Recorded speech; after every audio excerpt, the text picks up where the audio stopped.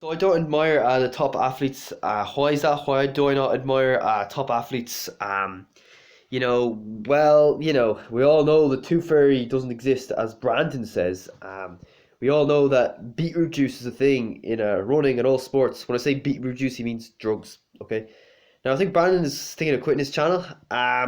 Unfortunate, but I have a feeling Brandon's going to get himself a job eventually. But I don't know what's going to happen. So uh, I just predicted this a while back. I was like, yeah, he's going to be. When I was his age, I was like, oh, I don't want to get a job. I don't want to work a job. But then eventually, I just settled down to McDonald's, and I had a feeling he'd just eventually do the same thing. He probably want to get fed up with living with his parents. He wanted to move out or something. But that's not the point of this video. So Paul Kimmage, what was I going to say about him? Yeah, he's professional cyclist. I admire these type of guys who speak out about doping. He did dope himself 3 times. He took amphetamines. He didn't take any of the harder stuff. So he tried to speak out about the drugs in cycling. And he wrote this book. You should read it. It's a good book.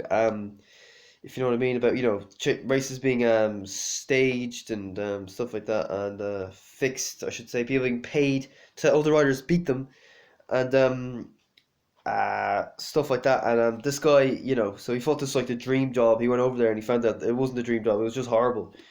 Or I think it could have put him off the sport. That's the thing. Like, a lot of the professionals, they don't even enjoy their sport. They start off, they enjoy it as amateurs, but then they move to professionals and it ranks. It becomes serious. It becomes difficult. It becomes very business orientated, and they just don't like it anymore. Okay, and that's what happened to Paul Kimmage. He's saying, riding 6 hours a day for 21 days out of 23 days of Tour de France. Um, it's not, you cannot compete without the drugs. He just couldn't do it. He'd be cycling up some of the steepest climbs in Tour de France, and some guys would have to push him up the hill because he's just so knackered. Do you know what I mean? So yeah, and he wrote about this, and I feel like I'm not a fan of these good boys, these lick arses, these guys who just obey the rule of silence and who aren't willing to speak out about this kind of stuff. I don't admire that. All right, Lance Armstrong got, or sorry, not Lance Armstrong. Paul Kimmage got a lot of abuse for this. He got a lot of hatred. I think Lance Armstrong told him, "You're not worth the chair you're sitting on," with a statement like that. Because Paul Kimmage said the cancer has been in remission for 4 years. Now it has returned. What he meant by that was Lance Armstrong had retired from pro cycling in 2005, came back in 2009. This interview was in 2009. And Paul Kimmage was talking about doping because he knew he was doping. He knew you can't win 7 Tour de France's in a row without doping. I mean, even he doped and he finished like 131st. So at the 1986 tour. So yeah, you have to admire these type of guys. He said you're not worth the chair you're sitting on, and he wasn't very popular, and I just think it's wrong. I think it's wrong the way it is. Um, I mean, the truth should be shared. The truth is hidden from us. It's unfortunate. Also, so I don't really admire guys like Lance Armstrong, but I don't hate him as much as most people do. They're like, oh, he's the biggest cycling fraud in history. He's not. He's like the most normal fraud in history. He's like just like everybody else, really. And I don't believe for 1 second that Lance Armstrong is too different from any of the athletes, the Kipchoge's, the Chepta guys. Yeah, they seem like nice guys in front of the camera, but it's all an act. Do you know what I mean? Like, what? Do they have to tell the cameraman to fuck off in order for you to think they're on drugs? Oh, that guy cursed on the TV. He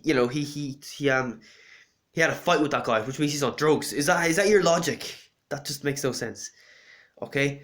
Um. So yeah, that's just the way it is, and how can you tell if an athlete is clean if they reject sponsorship? I think that's probably one of the biggest indicators that an athlete is clean. Ronaldo, jolly old Cristiano Ronaldo, best footballer in the world, or second best if you want to debate that Messi is better. Um, let's be honest. Messi was actually taking human growth hormones growing up because he was a bit short.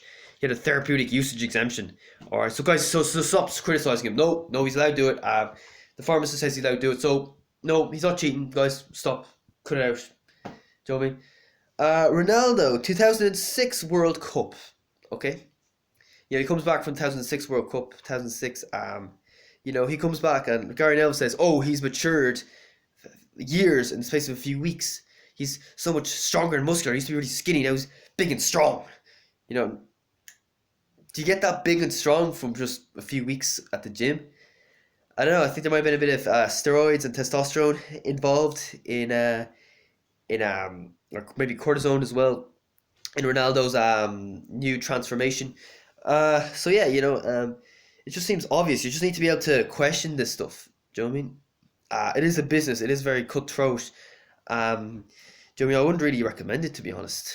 If you can compete as a professional clean, then yeah, that's fine. But these drugs are just they destroy your health. Okay, look at Kipchoge. Jeez, he looks like an old man.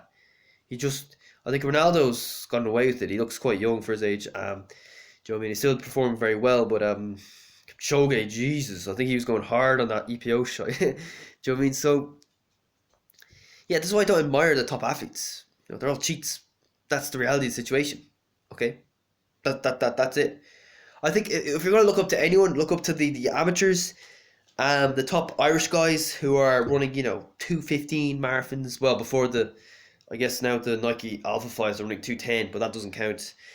Guys who guys who work other jobs, guys who aren't full time professional athletes, who they could still be doping, but even if they are, at least they're not getting all the money from it, so it's not as bad, if you know what I mean. So I think they're the guys we should look up to.